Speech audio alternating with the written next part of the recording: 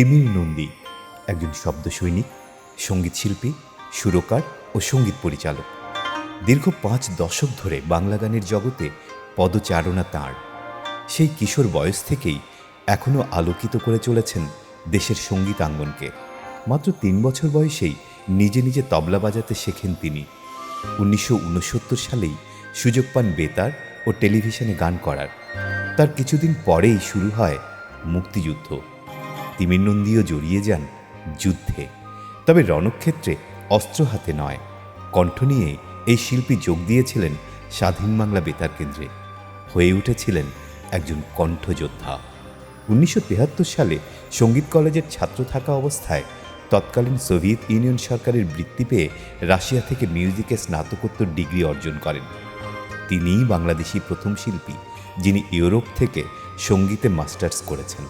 যুদ্ধের পরও কাজ করছেন দেশের গান নিয়ে, দেশের জন্য। 2012 সালে লন্ডন অলিম্পিকে ব্যবহারের জন্য তৈরি করেছেন জাতীয় সঙ্গীতের আন্তর্জাতিক স্বরলিপি। সারা বাংলার আজকের কথোপকথনে স্বাধীন বাংলা বেতার কেন্দ্রের এই শব্দ সৈনিক শোনালেন তাঁর পথ চলা ও 71-এর সেই দিনগুলির স্মৃতিকথা। আমার যখন 3.5 বছর বয়স তখন থেকে আমি তবলা বাজানো শুরু করি। আমার ব্লাডে মনে হয় সঙ্গীতটা ছিল। এর কারণ হচ্ছে যে আমার মা গান করতেন, এসরাজ বাজাতেন, আমার বোনেরা গাইতো, নাচতো। তো ছোটোবেলা থেকেই আমার ভেতরে একটা রিদম এসে গেছিলো, যার কারণে সেই ছোট্ট বয়সে আমি তবলা বাজানো শুরু করি। এবং তখনকার দিনের তবলা আমার কাছে খুব উঁচু মনে হতো। জলচৌকি পেতে তার উপর বসে বাজাতাম, অথবা কেউ বসতো তার কোলের উপরে উঠে বসে আমি তবলা বাজাতাম। বোনেরা যখন স্টেজে পারফর্ম করতো তখন আমি তবলা বাজাতাম তাদের সাথে। এবং যখন নাচতো কোনো বোন, তখন সাইড থেকে আর এক বোন গান গাইতো। তখন তো আর স্পুল টেপ রেকর্ডার বা ক্যাসেট বা সিডি বাজতো না, লাইভ গানের সাথে লাইভ নাচ হতো। তো আমিও তখন স্ক্রিনের পেছন থেকে তবলা বাজাতাম। তা সেই সময় অনেক আমি পুরস্কার পেয়েছি, ইভেন গোল্ড মেডেল পর্যন্ত পেয়েছি। এরপরে কয়েক বছরের মধ্যেই আমি হারমোনিয়াম বাজানো শুরু করি একা একাই। এবং হারমোনিয়াম বাজানো দেখে তখন মা বললেন যে তাহলে তুমি গানও করো। তা আমি গান দু একটা মায়ের অনুরোধেই, ছোটোবেলায় মায়ের অনুরোধেই গান করতাম। বোনেরাও বলতো এইটা গা ওইটা গা, তা এভাবেই গান তুলতাম। ক্লাস 3-তে যখন পড়ি তখন মা বললেন যে বেঞ্জু শেখো। তা সেই সময় বেঞ্জো, 2 ধরনের বেঞ্জো ছিল। একটা টাইপরাইটার যেরকম হয় আগেকার দিনের এরকম, আর একটা ছিল হারমোনিয়াম রিডের মতো। তা আমাকে টাইপরাইটার যেরকম নব ছিল ওই ধরনের একটা বেঞ্জো কিনে দিল। একজন মাস্টার এসে আমাকে শেখাতেন। ক্লাস 3-তে আমি বেঞ্জো শিখলাম। ক্লাস 5-এ যখন পড়ি তখন আমার বাবা, এটা 1966-এ বাবা রিটায়ার করলেন। জাস্ট 65-এ পাকিস্তান ইন্ডিয়া যুদ্ধের পরপরই আমরা বাগেরহাটে গেলাম। সেখানে আমি শাস্ত্রীয় সঙ্গীতে আমার প্রথম ওস্তাদ হচ্ছে ওস্তাদ দুলাল কৃষ্ণ দেবনাথ। তো তিনি আমাকে বললেন যে তুমি যে কোনো একটা করো, হয় গান করো আর না হলে তবলা বাজাও, যে কোনো একটা করতে হবে। তখন আমি তবলা ছেড়ে দিয়ে তার কাছে আমি শাস্ত্রীয় সঙ্গীত শেখা শুরু করি। সেই বছর, তার পরের বছর ঢাকা থেকে শহীদ আলতাফ মাহমুদ, শ্রদ্ধেয় শেখ লুৎফুর রহমান এবং শবনম মুস্তারি এলেন বাগেরহাটে। আমাদের একটা লাইট হাউস নামে সিনেমা হল ছিল। ইভিনিং শো বাদ দিয়েও সেখানে একটা কালচারাল প্রোগ্রাম হবে। তো ওস্তাদজি আমাকে বলেন যে তুমি খেয়াল পরিবেশন করো, রাগ ইমন আর নজরুল সঙ্গীত কাবেরী নদী জলে কে গো। তা আমি সেইভাবে প্রস্তুতি নিয়ে সেই অনুষ্ঠানে যখন গাইলাম, দর্শক সারিতে বসেছিলেন আমাদের গেস্ট যারা ঢাকা থেকে গিয়েছিলেন। শহীদ আলতাফ মাহমুদ একদম ছুটে এসে আমাকে শূন্যে তুলে চুমু খেয়ে আদর করে বললেন তুমি ঢাকা চলে এসো। শেখ লুৎফুর রহমানও বললেন যে হ্যাঁ তুমি ঢাকায় আসো। তো আমার সে বছর আর ঢাকায় আসা হয়নি। ওই বছরটি আমি চলে যাই রাজশাহীতে। রাজশাহী ওস্তাদ হরিপদ দাসের কাছে তালিম নিই। সেইখান থেকে আমি আসি ঢাকায় 1968 সালের শেষের দিকে। তবে একটু বলে রাখি যে 1965 সালে আমি রাজশাহী বেতারে প্রথম অডিশন দিয়ে পাশ করি, কিন্তু রেডিওতে গাওয়া হয়নি। 1969 সালে ইস্ট পাকিস্তান মিউজিক কম্পিটিশন হয়, যেখানে ডিস্ট্রিক্ট কম্পিটিশনে আমি আধুনিক গানের সেকেন্ড হই, পল্লীগীতিতে ফার্স্ট হই। কিন্তু যখন প্রাদেশিক যেটা মানে ইস্ট পাকিস্তান হলো প্রত্যেকটা বিভাগ থেকে, জেলা থেকে যখন ফার্স্ট সেকেন্ড থার্ড ওরা সবাই এলো, এবং তখন আমি আধুনিক গানের ফার্স্ট হয়ে গোল্ড মেডেল পেলাম এবং পল্লীগীতিতে আমি রূপোর মেডেল পেলাম সেকেন্ড হয়ে। আমারই সহযোদ্ধা বিপুল ভট্টাচার্য ফার্স্ট হয়ে গেল পল্লীগীতিতে। তো তখন রেডিও পাকিস্তান এবং পাকিস্তান টেলিভিশন কর্পোরেশন থেকে আমার বাসায় লোক এলেন, এসে বললেন যে কর্তৃপক্ষ বলছে তোমাদেরকে যারা ফার্স্ট সেকেন্ড থার্ড হয়েছিল তাদের সবাইকে নিয়মিতভাবে রেডিও এবং টেলিভিশনে অংশ নিতে। এবং তখন থেকে আমি শুরু করলাম আমার মিডিয়ায় সঙ্গীত পরিবেশনের যাত্রা, সেটা 1969 সাল। সেই সময় শ্রদ্ধেয় সুজিও শ্যামের সুরে আমি বহু গান করেছি, ওস্তাদ উমর ফারুকের সুরে বহু গান করেছি। টেলিভিশনে তখন টেলিভিশনটা ছিল রাজুক ভবনে, সেটার নাম ছিল ডিআইটি ভবন। সেখানে আমাদের মুস্তফা মানোয়ার ভাই অর্থাৎ আমাদের মন্টু মামা আমাদেরকে বিদেশি গানের তালিম দিতেন। অনেকে সেই সব অনুষ্ঠান করেছি। আর সেই সময় কোনো রেকর্ডিং হতো না, লাইভ হতো, সব গানই লাইভ হতো। আমার প্রথম লাইভ যেটি ছিল টেলিভিশনে, সেটির কথা খুব মনে আছে। সেটা হলো যে আমার প্রডিউসার ছিলেন কাজল ইব্রাহিম এবং উনি বলছিলেন যে তুমি অর্ধেক গান করবে। তো আমার মনটা খুব খারাপ ছিল যে আমি অর্ধেক গান করব, সবাই পুরো গান করবে, আমি অর্ধেক গান করব। তো যাই হোক, মেকআপ নেওয়ার সময় হঠাৎ করে খোঁচা লেগে যায়। মেকআপ ম্যান যখন আমাকে মেকআপ দিচ্ছিলেন, খোঁচা লেগে যাওয়াতে আমার চোখে পানি এসে যায়। আমি ওইভাবেই ক্যামেরার সামনে দাঁড়াই। তো আমি অর্ধেক গান করার পর যখন গানটা শেষ করছি, তখন ক্যামেরাম্যান একজন নিচের দিক থেকে ইশারা করছেন যে গেয়ে যাও। আমি পুরো গানটা গাইলাম, তারপরে আবারও বলছি, দেখে যে ইশারা করছেন গেয়ে যাও। তো শেষমেশে আমার মানে দেড়খানা গানের মতো হয়ে গেল আর কি পুরো গান গাইতে, আর চোখ ছলছল করছে। আমি শ্রদ্ধা আব্দুল আলিমের গান করছিলাম, দিনের দরদিরে আমার নৌকা বাইয়া দে। দিনের দরদিরে আমার নৌকা বাইয়া দে, নৌকায় আমার মন পাবনে ভাসে নয়ন জলে রে,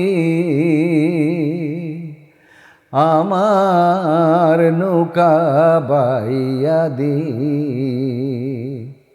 আমি যখন অনুষ্ঠান শেষ করে বের হয়ে আসি, তখন সবাই আমাকে এমন জড়িয়ে ধরছে যে তুমি এত আবেগ দিয়ে গাইলে গানটা, তোমার চোখেও পানি। আর আমি বলছি না যে কী কারণে চোখে পানি, আমার তো মেকআপ দেওয়ার সময় সে সময় খোঁচা লেগে পানি চলে এসেছিলো। আর সবাই মনে করেছিল যে আমি আসলে গানের মধ্যে এমনই ঝুঁকে গেছিলাম, এত আবেগ দিয়ে গান করেছি যে আমার চোখেও পর্যন্ত পানি ছিল। সবাই খুব অ্যাপ্রিসিয়েট করেছিল সেদিন। তো সেই দিনটার কথা আমি এর জন্য ভুলি না আর কি। তো যাই হোক, এরপরে নিয়মিতভাবেই রেডিও টেলিভিশনে আমি গান করতাম।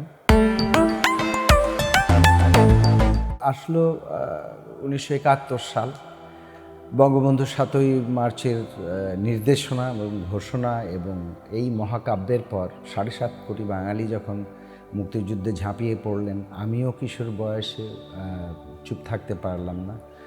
ওই ভাষণে উদ্বুদ্ধ হয়েই আমি মহান মুক্তিযুদ্ধে ঝাঁপিয়ে পড়ি। আমার ইচ্ছে ছিল যে আমি অস্ত্র হাতে যুদ্ধ করব, কিন্তু সেটির আক্ষেপটা আমার রয়েই গেছে যে আমি মুক্তিযুদ্ধ করেছি ঠিকই, কিন্তু আমি অস্ত্র হাতে যুদ্ধ করতে পারিনি। তবে স্বাধীন বাংলা বেতার কেন্দ্রে যাওয়ার কারণটি হচ্ছে আমার মা। যখন 25শে মার্চ কাল রাত্রি, আমরা তখন ঢাকায় ছিলাম না, আমরা বেড়াতে গিয়েছিলাম। আমার মেজো ভাই কুড়িগ্রামে বিয়ে করেছিলেন সদ্য, এবং আমি ওনার শ্বশুরবাড়িতে বেড়াতে গিয়েছিলাম। কিন্তু ওখানে আমার বেয়াই ছিলেন দেবব্রত বক্সী বুলবুল, খুব নামকরা একজন সাংস্কৃতিক ব্যক্তিত্ব। সব ধরনের মানে যেমন নাটক লেখা, নাটক অভিনয় করা, তিনি গীতিকার রেডিও এবং টেলিভিশনে। তো গান, নতুন নতুন গান উনি দিতেন, আমরা তুলতাম, বিভিন্ন ধরনের গণসঙ্গীত, দেশের গান। এবং আমরা তখন কুড়িগ্রাম লালমনিরহাট অঞ্চলটায় মানুষকে উদ্বুদ্ধ করার জন্য এই দেশের গান এবং গণসঙ্গীত পরিবেশন করছি বিভিন্ন জায়গায়, মানে শুধু যে শহরে তা নয়, গ্রামে গঞ্জে ঘাটে মাঠে হাটে, মানে এভাবে মানুষকে উদ্বুদ্ধ করার জন্য আমরা সঙ্গীত পরিবেশন করতাম। তারপরে যখন রংপুরে পাকিস্তান আর্মি চলে এলো, তখন আমাদেরকে বলা হলো যে তোমাদেরকে এখান থেকে সরে যেতে হবে। তা আমরা একটা গরুর গাড়িতে করে আমরা তখন গরুর গাড়িতে করে কুড়িগ্রাম থেকে উনাদেরই গ্রামের যে বাড়িটি ছিল, বাগুয়া নামে গ্রাম, যেখানে কোনোদিন আমি যাইনি, এটা অজপাড়াগা, তো সেখানে আমরা গিয়ে সকালবেলা রওনা করে সন্ধ্যাবেলা গিয়ে পৌঁছালাম। তো পরিবেশটা খুব ভালো, সন্ধ্যাবেলা আসামের গাঢ় পাহাড় দেখা যায় ওখান থেকে, পাশে ব্রহ্মপুত্র নদী, পাশে বলতে 1.5 মাইল দূরে। তো ওখানে যাওয়ার পরে আমরা মানে এতই অজপাড়াগা যে আমি কোনোদিন হারিকেন দেখিনি, ওই টিম যে কুপি জ্বালিয়ে চলতো মানুষ। তো সন্ধ্যা 7টার দিকে সবাই খেয়ে দিয়ে দরজা টরজা বন্ধ করে শুয়ে পড়তো। গ্রাম এমনই গ্রাম। আমরা কিছু কিশোর, এই যে আমি বলছিলাম যে বুলবুলদার কথা, উনি, আমি এবং আমার থেকে সিনিয়র যারা ছিলেন কয়েকজন যুবক, মানে তারা সন্ধ্যার পরে আমরা খুব আস্তে ভলিউমে রেডিও ছেড়ে সব মাথায় এক জায়গা করে রেডিওর কাছে স্বাধীন বাংলা বেতার কেন্দ্র, বিবিসি, আকাশবাণী শুনতাম। তো খবর শোনার পরে বা অনুষ্ঠানাদি শোনার পরে যখন একটু রাত হতো, তখন আমরা আম গাছের ডালে হ্যাঁচাক ঝুলিয়ে নিচে ক্যারাম বোর্ড খেলতাম। এক গেম শেষ হতো, আমরা লাঠি হাতে গ্রামটা চক্কর দিতাম। তা এই ক্যারাম বোর্ড খেলার কারণটা হচ্ছে যে যাতে ঘুমিয়ে না পড়ি রাত্রে, এই জন্য ঘুম আসলেই ক্যারাম বোর্ড খেলা। তো এইভাবে পাকিস্তানি হানাদার বাহিনী, আলবদর, রাজাকার, এদের থেকে মানে গ্রামবাসীকে রক্ষা করার জন্যই এই দায়িত্বটা নিয়েছিলাম আমরা।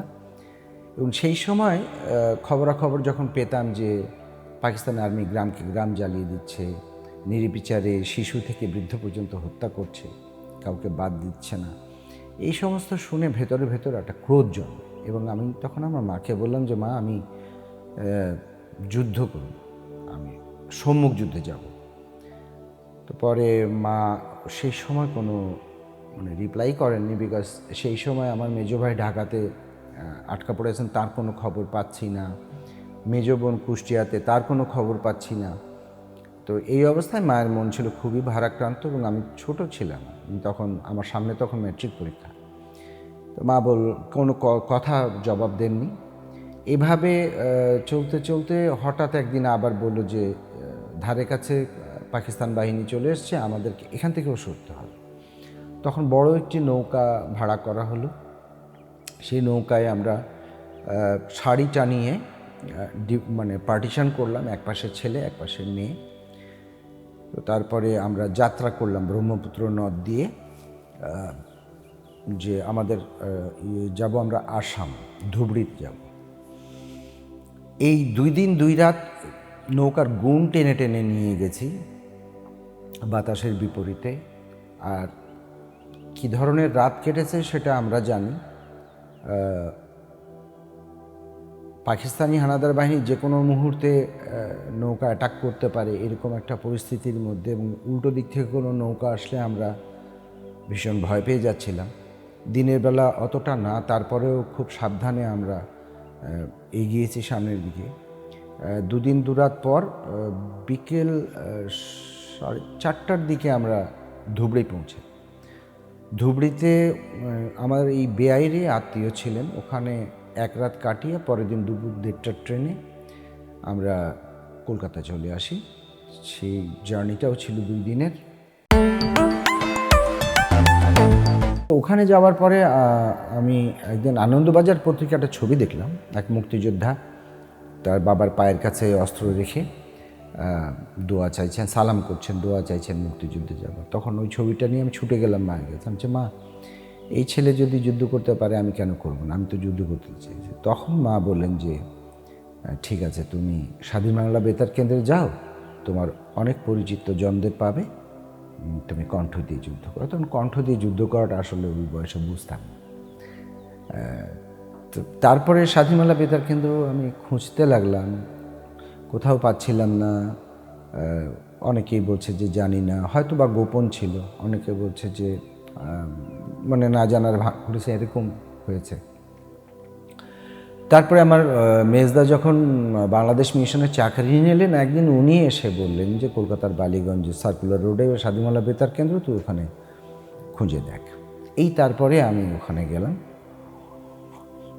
গিয়ে আমার অগ্রজ শ্রদ্ধেয় সূর্য শ্যামকে পেলাম, আমি অজিতদাকে পেলাম। অজিতদা আমাদের পারিবারিক বন্ধু ছিলেন, মানে আমাদের বাসায় আসতেন, আমার বাবা মা ভাই বোন এদেরকে চিনতেন, বোনদেরকেও শিখাতেন রবীন্দ্রসঙ্গীত।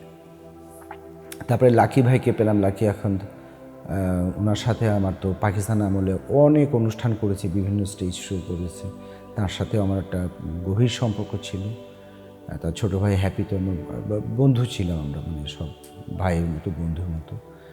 তারপরে ইয়েকে পেলাম, কাদের কিবরিয়া, ডক্টর অরূপরতন চৌধুরী, আমরা আবার ওনারা দুজন এবং আমি ধানমন্ডি 5 নম্বর রোডে পাকিস্তান কালচারাল একাডেমি ছিল আবিদুর রহমান সাহেবের, ওখানে আমরা শিখতাম, এই পাকিস্তান কালচারাল একাডেমিতে সঙ্গীত শিখতাম। তো সব তখন থেকে আমাদের পরিচয়, সেই 1969 সাল থেকে। তো ওনাদেরকে পেলাম। তারপরে তো জাব্বার ভাইকে দেখলাম, রথিনদাও ওখানে ছিলেন, অনেকের সাথে দেখা হলো।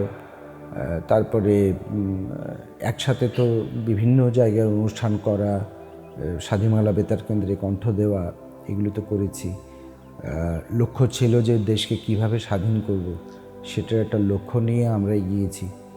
বড়রা যেভাবে বলেছেন আমাদেরকে গাইতে, আমরা সেভাবেই গান করেছি। থ্রোয়িং থেকে শুরু করে, হারমোনাইজিং থেকে শুরু করে যেভাবে দেখিয়েছেন সেভাবে করেছি। এবং এখনও সেসব গান যখন আমি করি, অন্তত ব্যক্তিগতভাবে আমি বলতে পারি যে সেই থ্রোয়িংটা আমি রাখতে চাই, যাতে মানুষের মনে এখনও সেই গানগুলির মতোই যেন ধ্বনিত হয়, সেই চেষ্টাটা আমি এখনও করে যাই। আর এছাড়াও সেই সময় শিল্পীরা কিন্তু শুধু স্বাধীনমেলা বেতার কেন্দ্রেই নয়, যার যার মতো বিভিন্ন সংগঠনের সাথে জড়িত ছিলেন, বাইরে অনুষ্ঠান করতেন, আমিও ছিলাম সেরকম। আমাদের স্বাধীনমেলা বেতার কেন্দ্র ছিল আমাদের প্রয়াত মন্ত্রী জনাব এম মান্নানের আন্ডারে স্বাধীনমেলা বেতার কেন্দ্র চলত। উনি একটি সংগঠন করেছিলেন, কলকাতার অফিসটা ছিল নারকেলডাঙ্গায়, সেখানে শরণার্থী শিল্পী গোষ্ঠী নামে সেই গোষ্ঠীতে আমিও জয়েন করেছিলাম। এবং ওখানে ছিলেন নাট্যকার মামুনা রশিদ, রফিকুল আলম সঙ্গীত শিল্পী, অনুপ ভট্টাচার্য কিছুদিন আগে প্রয়াত হয়েছেন, ফকির আলমগীর তিনিও প্রয়াত হয়েছেন, মিতালি মুখার্জি,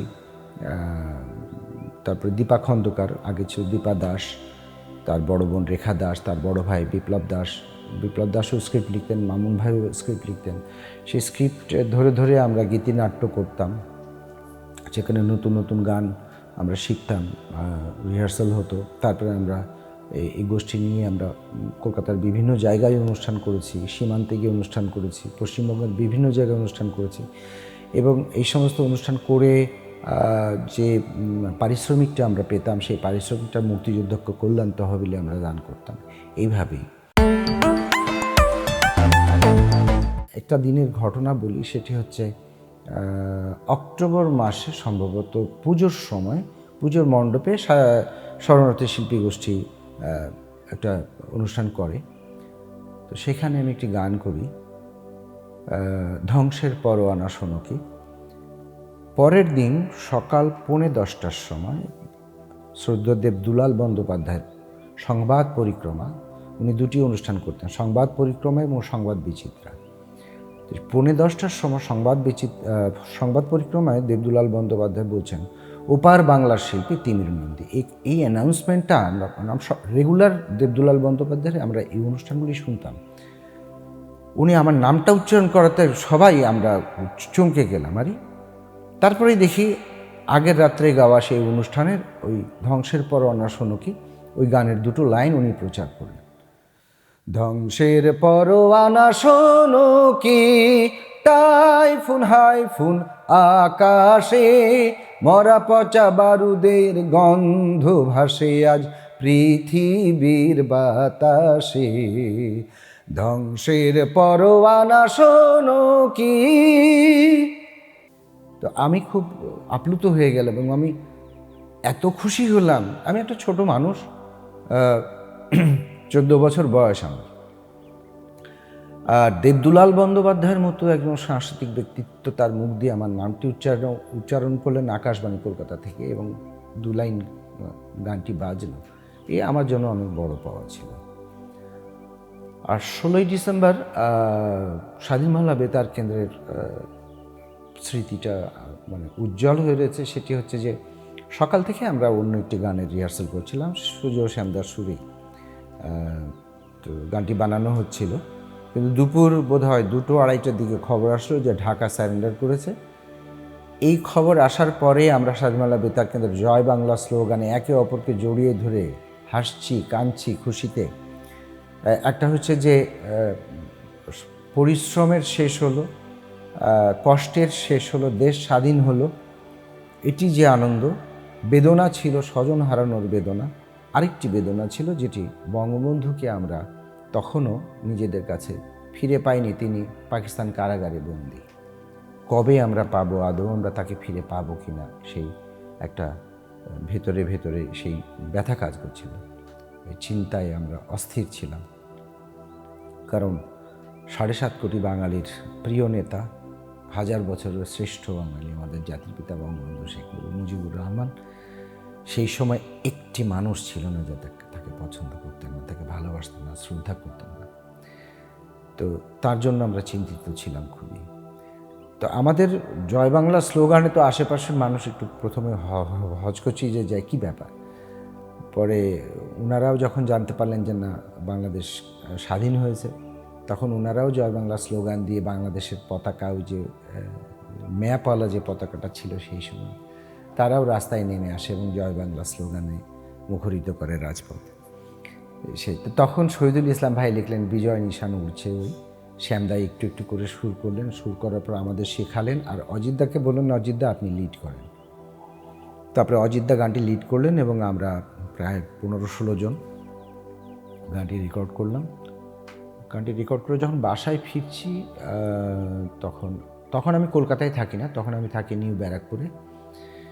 হঠাৎ করে রেডিও থেকে দেখি বেজে উঠলো বিজয় নিশান উঠছে, যে গানটি তার কিছুক্ষণ আগে আমরা রেকর্ড করে এসেছি। তো খুব ভালো লাগলো। এবং পরবর্তীতে শুনলাম যে ঠিক একই সময়ে এখানে ঢাকার সরদ্দুদ্দিনের 94,000 পাকিস্তানি সৈন্য তখন আত্মসমর্পণ করছে। মানে কাকতালীয়ভাবে সময়টা মিলে যায় আর কি। এখানে 71 রণাঙ্গন নামে একটা বই আছে, যেটি লিখেছিলেন তৎকালীন আরডি স্বাধীন বাংলা বেতার কেন্দ্রের শামসুল হুদা চৌধুরী। তিনি ওখানে কারা কোন পদবি নিয়েছিলেন, কারা কী কাজ করেছেন স্বাধীন বাংলা বেতার কেন্দ্র, সবই উনি দিয়েছেন। বহু আর্টিস্টের নাম ওখানে আছে। আর একটা জায়গায় উনি দুঃখ প্রকাশ করেছেন যে সবার নাম এখানে তালিকাভুক্ত করতে পারেন, যে কোনো কারণেই হোক। তো আমি যেমন ছোট ছিলাম, আমাকে অপর একজন শিল্পী হয়তো বলছেন ও তো ছিল না, ওকে তো দেখিনি। আরেকজন বলছে ও তো ছিল না, অমুক তো ছিল না, তমুক তো ছিল না। কথা হচ্ছে এখানে একটু যুক্তি দিয়ে কথা বলি। আজ আমি তিমির নন্দী, আপনারা আমাকে সবাই চেনেন, আমি স্বনামে পরিচিত। আমি যে গান করি এটা মানুষ সবাই জানে, আপনারাও এখন জানেন। আমি আমার সহযোদ্ধাদের কথাই বলছি। এরকম স্বাধীন বাংলা বেতার কেন্দ্রের অনেক শিল্পী স্বনামে পরিচিত, স্বনামে পরিচিত তাদের নিজেদের গানের কারণে। কেউ হয়তো ফোক গাইছে, কেউ হয়তো আধুনিক গাইছে, কেউ হয়তো নজরুল সঙ্গীত গাইছে, কেউ হয়তো রবীন্দ্রসঙ্গীত গাইছে। স্বনামে পরিচিত, প্রতিষ্ঠিত, সেখান থেকে আপনি ফেলতে পারবেন। স্বাধীন বাংলা বেতার কেন্দ্রে তখন ছিল, আজ থেকে 50 বছর আগে সবাই ছিল ছোট, আর আমি তো উনাদের সবার জন্য সবার কনিষ্ঠ ছিলাম। এখন যদি এখনকার কোনো শিল্পী বলে তিমির তো ছিল না, দেখিনি, তিমি তো অনেক ছোট ছিল। 50 বছর আগের কথা ওনার কি মনে আছে আমি ছিলাম কি ছিলাম না? অসম্ভব, আমি মনে করি না। এখন তিমির অনেক নাম করা আর্টিস্ট হয়েছে, তখন তো আমি দেখিনি, এটা আপনি বলতেই পারেন। আরেকটি ব্যাপার হচ্ছে যে ছোট্ট একটা ঘরের মধ্যে গান রেকর্ডিং হতো। কিছু শিল্পী ছিল, এত শিল্পী যে ঘরে জায়গা দেওয়া যেত না। হয়তো কোনো গান কিছু সংখ্যক শিল্পী নিয়ে একটা গান রেকর্ডিং হলো, হয়তো পরে যখন আবার একটা কোরাস গান হচ্ছে তখন হয়তো যারা করেন তারা এসে দাঁড়িয়ে হয়তো গাইছে, তার মধ্যে হয়তো আগে যারা করছেন 2-1 সঙ্গীত পরিচালক দেখেছেন, তোরাও থাক। আরেকটি 3 নম্বর জিনিস হচ্ছে, যখন স্বাধীন বাংলা বেতার কেন্দ্র থেকে ফান্ড রাইজিংয়ের জন্য শিল্পীরা দিল্লি, জয়পুর বিভিন্ন জায়গায় গেছেন, তখন যে শিল্পীরা গান করেছেন উনারা কি তখন দেখেছেন যে কারা কারা গান করেছেন, রেকর্ডিং করেছেন? দেখেনি। তাহলে সেই জন্য আমি বলতে পারবো না ও ছিল না এ ছিল না, এটা বলাটা ঠিক না। আজ 50 বছর পর এসে কাউকে খাটো করার তো কোনো প্রয়োজন নেই। স্বাধীন বাংলাদেশের আমি প্রথম মিউজিকে মাস্টার্স মানে ইউরোপ থেকে, সেদিক থেকে আমি গর্বিত প্রথমত। আর প্রাপ্তি অপ্রাপ্তি, আমি তো অপ্রাপ্তি তো শিল্পীদের সবারই আছে, আর আমি মনে করি যে আমার যতটুকু পাওয়ার ছিল আমি মনে হয় তার থেকে অনেক বেশি পেয়েছি, সেখানে কোনো ক্ষোভ নেই। 2012 সালে লন্ডন অলিম্পিকে জাতীয় সঙ্গীতের স্টাফ নোটেশনটা আমি করে দিয়েছিলাম। আমি মনে করি যে দেশের জন্য 71 সালের পরে এটা আমার অনেক বড় একটি পাওয়া। এছাড়াও একই সালে অর্থাৎ 2012 সালে ইটালির রোমে শহীদ মিনার উদ্বোধন হবে, সেখানে 3টি ভাষার গানের স্টাফ নোটেশন করে দেওয়ার জন্য আমাকে তথ্য মন্ত্রণালয় থেকে বলা হয়েছিল। আমি 3টি ভাষার গানের ছিল মোদের গরম মোদের আশা, আমরি বাংলার আশা, ভাষার জন্য যারা দিয়ে গেল প্রাণ, এবং লতিফ ভাইয়ের ওরা আমার মুখের কথা কাড়িয়ে নিতে চায়। এই 3টি ভাষার গানে আমি স্টাফ নোটেশন করে দিয়েছিলাম, যেটি উদ্বোধনীর দিন রোমে ইটালিয়ান অর্কেস্ট্রা সেই স্টাফ নোটেশন দেখে বাজিয়েছিল। তো এটি আমার অনেক বড় প্রাপ্তি। তবে রাষ্ট্রীয় যে সমস্ত কাজগুলি আমি করেছি তার স্বীকৃতি আমি পাইনি।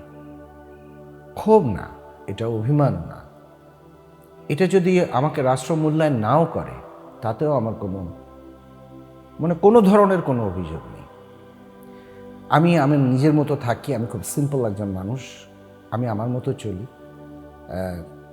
আমার নিজেরও একটা নিজের চিন্তাভাবনা আছে, সেটা নিয়ে চলি। আমি বঙ্গবন্ধুর সৈনিক, আমি স্বাধীনতায় বিশ্বাসী, বাংলাদেশে বিশ্বাসী, আমি সেভাবে নিজেকে তৈরি করে চলছি। চাওয়া না পাওয়া এখানে আমার কিছু নেই, আমার আসলে কিছু দরকার নেই।